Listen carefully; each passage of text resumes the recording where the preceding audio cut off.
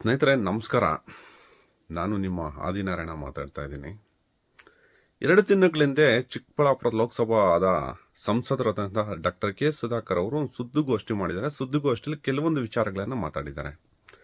ಏನಪ್ಪಾ ಅಂತಂದ್ರೆ, ಚಿಕ್ಕಬಳ್ಳಾಪುರ ಲೋಕಸಭಾ ಕ್ಷೇತ್ರಕ್ಕೆ ಸಾವಿರಾರು ಕೋಟಿ ಅನುದಾನ ತಂದು ನಾನು ತುಂಬಾ ಅಭಿವೃದ್ಧಿ ಮಾಡಿದ್ದೀನಿ ಅಂತ ಹೇಳ್ಬಿಟ್ಟು ಒಂದು ಸುದ್ದಿಗೋಷ್ಠಿಯಲ್ಲಿ ಕೆಲವೊಂದು ವಿಚಾರಗಳನ್ನ ಹೇಳ್ತಾರೆ. ಆ ವಿಚಾರದಲ್ಲಿ ಒಂದು ವೈಟ್ ಪೇಪರಲ್ಲಿ ನಾನು ಇವತ್ತು ಎಲ್ಲವನ್ನು ಮಾಹಿತಿ ಕೊಡ್ತಾ ಇದ್ದೀನಿ ಅಂತ ಹೇಳ್ಬಿಟ್ಟು ಒಂದು ಅಷ್ಟು ವೈಟ್ ಪೇಪರ್ಗಳೇನೋ ಪ್ರಿಂಟ್ಔಟೋ ಇಲ್ಲ ಬರ್ಕೊ ಬಂದಿರೋದೋ ಗೊತ್ತಿಲ್ಲ. ಬಟ್ ಅದನ್ನು ಕೈಯಲ್ಲಿ ಇಟ್ಕೊಂಡು ಒಂದು ಸುದ್ದಿಗೋಷ್ಠಿಯಲ್ಲಿ ಕೆಲವೊಂದು ವಿಚಾರಗಳು ಹೇಳ್ತಾ ಇದ್ರು. ನಾನು ತುಂಬ ಸೂಕ್ಷ್ಮವಾಗಿ ಗಮನ ಕೊಟ್ಟು ನಾನು ಆ ವಿಡಿಯೋವನ್ನು ವೀಕ್ಷಣೆ ಮಾಡಿದೆ. ಅದರಲ್ಲಿ ಎಸ್ಪೆಷಲಿ ಚಿಕ್ಕಬಳ್ಳಾಪುರ ವಿಧಾನಸಭಾ ಕ್ಷೇತ್ರಕ್ಕೆ 753 ಕೋಟಿ ಅನುದಾನ ತಂದು ನಾನು ಅಭಿವೃದ್ಧಿ ಮಾಡಿದ್ದೀನಿ ಅಂತಂದರು. ಯಾಕಂದ್ರೆ ನಾನು ಅದೇ ಕ್ಷೇತ್ರದವನಾಗಿರೋದ್ರಿಂದ ನನಗೆ ಆಶ್ಚರ್ಯ. ಡಾಕ್ಟರ್ ಕೆ ಸುಧಾಕರ್ ಅವರು ಎಲ್ಲಿ ಏನು ಮಾಡಿದಾರೆ ಅನ್ನೋದೇ ಆಶ್ಚರ್ಯ ನನಗೆ. ಯಾಕಂತಂದ್ರೆ ಅಭಿವೃದ್ಧಿ ಅನ್ನೋದೇ ಮರೀಚಿಕೆ ಡಾಕ್ಟರ್ ಕೆ ಸುಧಾಕರ್ ಸಂಸದರಾದ ಮೇಲೆ ಅವ್ರ ಹೆಸರಲ್ಲಿ. ಅಂಥದ್ರಲ್ಲಿ ನಾನು ಮಾಡಿದ್ದೀನಿ ಅಂತ ಹೇಳ್ಬಿಟ್ಟು 750 ಕೋಟಿ ತಂದು ಮಾಡಿದ್ದೀನಿ ಅಂತ ಹೇಳ್ತಾ ಇದ್ದಾರೆ. ಅದೇನೋ ವಿವಿಧ ಇಲಾಖೆಗಳಿಗೆ ಹೋಗ್ಬಿಟ್ಟು ನೀವು ಅದನ್ನು ವಿವರಣೆ ಕೂಡ ತಗೋಬೋದು ಅಂತ ಹೇಳ್ಬಿಟ್ಟು ಅದರಲ್ಲಿ ಎಸ್ಪೆಷಲ್ ಒಂದು 2-3 ವಿಚಾರಗಳು ಹೇಳ್ತಾರೆ. ಅದರಲ್ಲೂ ಒಂದು ಬಸ್ ಸ್ಟಾಪ್ ವಿಚಾರಕ್ಕೆ ಬರ್ತಾರೆ. ಬಸ್ಸು ತಂಗುದಾಣಗಳನ್ನು ಮಾಡಿಸಿದ್ದೀನಿ ಅಂತ ಹೇಳ್ಬಿಟ್ಟು ಡಾಕ್ಟರ್ ಕೆ ಸುಧಾಕರ್ ಅವರೇ ನೇರವಾಗಿ ಬಂದ್ಬಿಡ್ತೀನಿ ವಿಚಾರಕ್ಕೆ.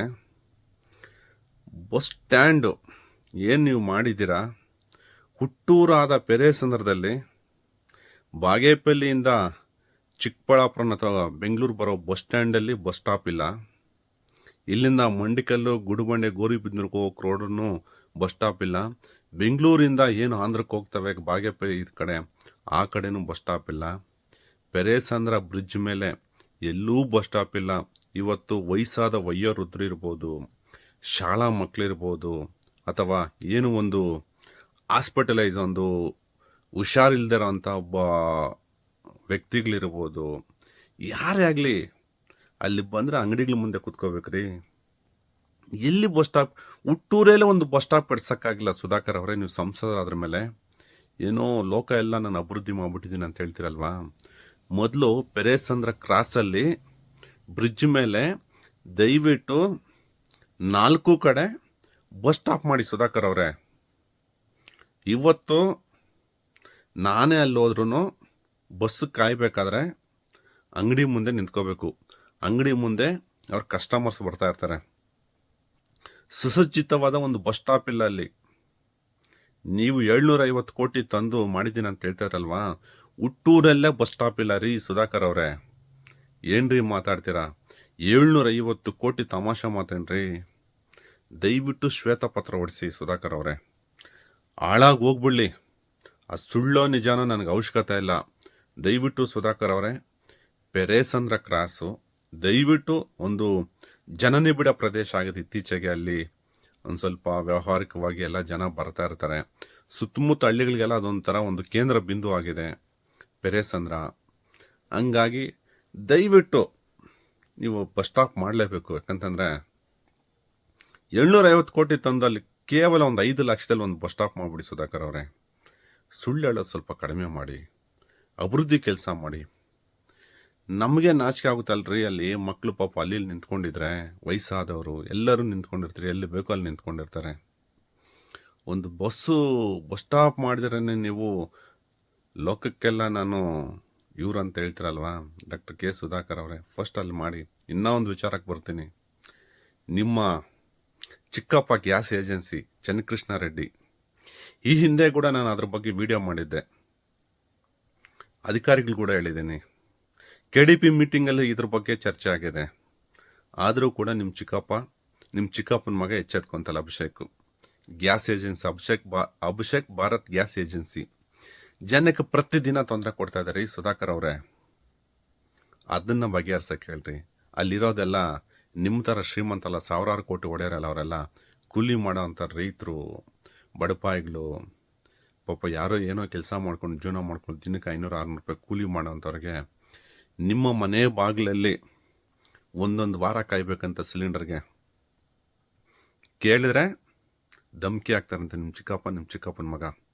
ಇನ್ನೆಷ್ಟು ದಿನ ಆಡಳಿತ, ನೆಕ್ಸ್ಟ್ ನಾವೇ ಬರ್ತೀವಿ ನೋಡ್ಕೊತೀವಿ ನಿಮ್ಮನ್ನೆಲ್ಲ ಅಂತ ಧಮಕಿ ಆಗ್ತಾರಂತೆ. ವಿಚಾರ ನಿಮ್ಗೆ ತಿಳಿದಿದೆ ತಾನೆ? ಹ್ಞೂ ಏನ್ರಿ ಇವೆಲ್ಲ? ಅಧಿಕಾರ ಇಲ್ದಿರಾನೇ ಇಷ್ಟು ದುರಾಂಕಾರ ಪಡ್ತಾರೆ ನಿಮ್ಮ ಚಿಕ್ಕಪ್ಪನ ಮಗ. ಜನ ಅಂದರೆ ಕಾಲು ಕಸ ಅಂತ ತಿಳ್ಕೊಂಡಿದ್ರೇನ್ರಿ ಸುಧಾಕರ್ ಅವರೇ? ಮೊದಲು ನಿಮ್ಮ ಚಿಕ್ಕಪ್ಪನಿಗೆ ಹೇಳ್ಬಿಟ್ಟು ಅಲ್ಲಿ ಮೊದಲು ಸರಿಯಾಗಿ ಸಿಲಿಂಡರ್ ಕೊಡಕ್ಕೆ ಹೇಳ್ರಿ. ಎಷ್ಟು ಜನ ರೀ ನೆನ್ನೆ ಕೂಡನು ಫೋನ್ ಮಾಡಿ ಹೇಳ್ತಾ ಇದ್ದಾರೆ, ಅಣ್ಣ ದಯವಿಟ್ಟು ಇದನ್ನು ಏನಾದರೂ ಒಂದು ಇತ್ಯರ್ಥಪಡಿಸಿ, ಅವ್ರು ನಮಗೆ ಬಗ್ತಾ ಇಲ್ಲ, ತುಂಬ ಕಷ್ಟ ಹೋಗ್ತಾ ಇದೆ ಅಂತ ಹೇಳ್ತಾ ಇದ್ದಾರೆ. ಈ ವಿಚಾರ ಈಗಿನ DC ಕೂಡ ತಲುಪಿದೆ. ಆಗಿನ ಸಚಿವರಾದಂತಹ ಡಾಕ್ಟರ್ MC ಸುಧಾಕರ್ ಅವರು ಕೂಡ ಮಾತಾಡಿದ್ದಾರೆ. ಏನ್ರಿ ಅಷ್ಟು ಇದೇನ್ರಿ ನಿಮಗೆ ಜನ ಅಂದರೆ? ದಯವಿಟ್ಟು ಇಂಥ ಒಳ್ಳೆ ಕೆಲಸ ಮಾಡಿ. ಅದೇನು ಇನ್ನೊಂದು ಹೇಳಿದ್ರಿ, ಆಕಾಶದಲ್ಲಿದ್ದರೂ ಬಿಡಲ್ಲ, ಭೂಮಿಯಲ್ಲಿದ್ದರೂ ಬಿಡಲ್ಲ. ಏನು ಧಮ್ಕಿ ಹಾಕ್ತಾರೇನ್ರಿ ಸುಧಾಕರ್ ಅವ್ರಿಗೆ? ಯಾರಿಗೂ ಧಮ್ಕಿ ಹಾಕ್ತೀರಾ? ಏನು ಅಧಿಕಾರಕ್ಕೆ ಬಂದ ಮೇಲೆ ಏನೋ ಎಲ್ಲಿದ್ದರೂ ಬಿಡಲ್ಲ, ಯಾರನ್ನೂ ಬಿಡಲ್ಲ ಅಂತ ಇದು ಸೇರಿ 3ನೇ ಸತಿ ಹೇಳ್ತಾ ಇರೋದು. ನೆವರ್. ಏನೂ ಮಾಡ್ಕೊಳಕ್ಕಾಗಲ್ಲ. ಕಾನೂನಿದೆ. ಕಾನೂನು ಮೀರಿ ಹೋಗಿರೋರು ಇವತ್ತು ಪರಬ್ ನಗರದಲ್ಲವ್ರೆ. ಕಾನೂನು ಮೀರಿದ್ರೆ ನಿಮಗೂ ಅದೇ ಆಗೋದು. ಡಾಕ್ಟರ್ K ಸುಧಾಕರ್ ಅವರೇ, ಯಾರನ್ನೂ ಭಯ ಪಡ್ಸೋಕೆ ಬರಬೇಡಿ. ಇಲ್ಲಿ ಭಯ ಪಡೋದು ಇಲ್ಲ, ಭಯ ಪಡೋರು ಇಲ್ಲ. ನಿಮ್ಮ ದುರಹಂಕಾರಕ್ಕೆ, ನಿಮ್ಮ ಅಹಂಕಾರದ ಮಾತುಗಳಿಗೆ ಯಾವನೂ ಭಯ ಪಡಲ್ಲ. ನಾನು ನೇರವಾಗಿ ಹೇಳ್ತಾ ಇದ್ದೀನಿ. ಏನಕ್ರಿ ಭಯ ಪಡ್ಬೇಕು ನಿಮಗೆಲ್ಲ? ಇವಾಗಲೇ ಧಮ್ಕಿ ಹಾಕ್ತಾರೆ ನೀವು. ಏನ್ರಿ ಮಾಡ್ಕೊತೀರಾ? ಏನು ಮಾಡ್ಕೊತಾರೆ ಹೇಳಿ ಸುಧಾಕರ್ ಅವರೇ? ಹೇಳ್ತಾ ಇದ್ರಲ್ವ ದೊಡ್ಡದಾಗಿ, ಪಾತಾಳದಲ್ಲಿದ್ದರೂ ಬಿಡಲ್ಲ, ಆಕಾಶದಲ್ಲಿದ್ದರೂ ಬಿಡಲ್ಲ. ಏನ್ರಂತದ್ದು ಮಾಡ್ಬಿಟ್ಟವ್ರೆ. ಈಗಲೇ ಧಮ್ಕಿ ಹಾಕ್ತಾರೇನ್ರಿ? ಆ್ಯಕ್ಚುಲಿ ಇವೆಲ್ಲ ಸುಮೋಟ ಆಗುತ್ತೆ ಡಾಕ್ಟರ್ K ಸುಧಾಕರ್ ಅವರೇ. ಈ ಥರ ಧಮ್ಕಿ ಹಾಕೋದು ಸುಮೋಟ ಆಗುತ್ತೆ. ದಯವಿಟ್ಟು ಯೋಚನೆ ಮಾಡಿ ಮಾತಾಡಿ. MP ಆಗಿ ಒಳ್ಳೆ ಕೆಲಸ ಮಾಡಿ. ಅದನ್ನು ಬಿಟ್ಬಿಟ್ಟು ಧಮ್ಕಿ ಹಾಕೋದೆಲ್ಲ ಬಿಟ್ಬಿಡಿ. ನಿಮ್ಮ ಚಿಕ್ಕಪ್ಪ ಅವ್ರಿಗೆ ಹೇಳಿ, ಚನ್ನಕೃಷ್ಣ ರೆಡ್ಡಿ ಅವ್ರಿಗೆ. ಆಗಲಿಲ್ಲ ಅಂದರೆ ಏಜೆನ್ಸಿ ಯಾರಿಗಾದ್ರೂ ಬಿಟ್ಕೊಡಕ್ಕೆ ಹೇಳಿ. ಯಾರೋ ಒಬ್ಬರು ಹೊಟ್ಟೆ ಹಸ್ದವ್ರು ನೀಟಾಗಿ ನಡ್ಸ್ಕೊಂಡು ಹೋಗ್ತಾರೆ. ಹೊಟ್ಟೆ ತುಂಬಿದವ್ರು ಹಿಂಗೆ ರೀ ನಡೆಸೋದು. ಹೊಟ್ಟೆ ತುಂಬೋಗ್ಬಿಟ್ಟಿದೆ ನಿಮ್ಮ ಚಿಕ್ಕಪ್ಪನಿಗೆ.